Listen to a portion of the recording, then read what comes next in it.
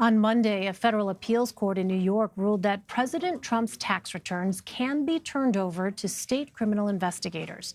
Mr. Trump's personal attorney, Jay Sekulow, told CBS News White House correspondent Paula Reed that he plans to take the lawsuit to the U.S. Supreme Court. Andrew Yang is one of the few 2020 Democratic candidates who has yet to release his tax returns. CBS News campaign reporter Ben Mitchell asked him about it over the weekend. I spent the last number of years running a nonprofit, and so you'll see that I just drew a paycheck and that there's not much of interest going on, but they'll be released in the next number of days. I actually thought they already were out there because I know my team's been working on it for a little bit. And Ben Mitchell joins me now. All right, Ben, have you heard many Democratic voters actually talk about this as an issue, tax returns? Well, it's not as a top of mind issue as something like healthcare or climate change or criminal justice reform. But as you've seen with the ongoing story with President Trump's tax returns, it becomes something of an issue when they're not public yet. It becomes a question mark. Where are they? Why aren't they out? What information don't we know? And so putting that out there sort of puts that to bed. There are no skeletons in the closet. We have a sense of how much money you've been paying in taxes, who you've been paying, who you've been donating to. So it just puts to bed some of these questions voters might have. They want to know who the candidates are. This addresses a part of that answer. So you also asked Yang about his health care plans. He said that his vision for Medicare for All does not include getting rid of private insurance wholesale. Let's go ahead and listen to more of what he said about that.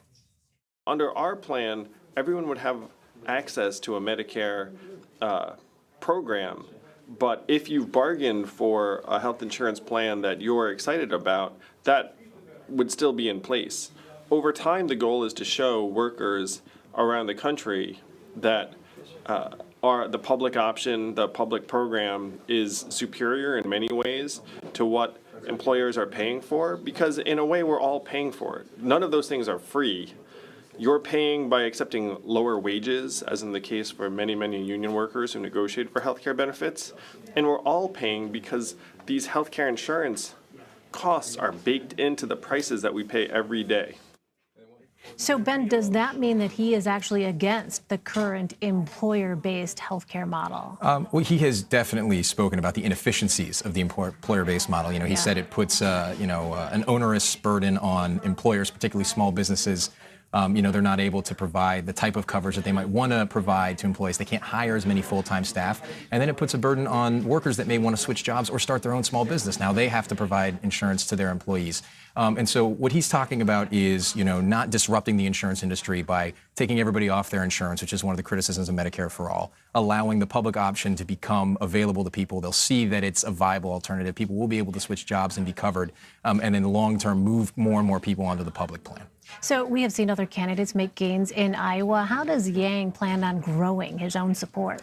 Well, they have $10 million that they raised in the third quarter, and they are hiring at all levels of the campaign. At the top level, they brought on the communications strategy firm that did work for Bernie Sanders in 2016. That's an establishment hire.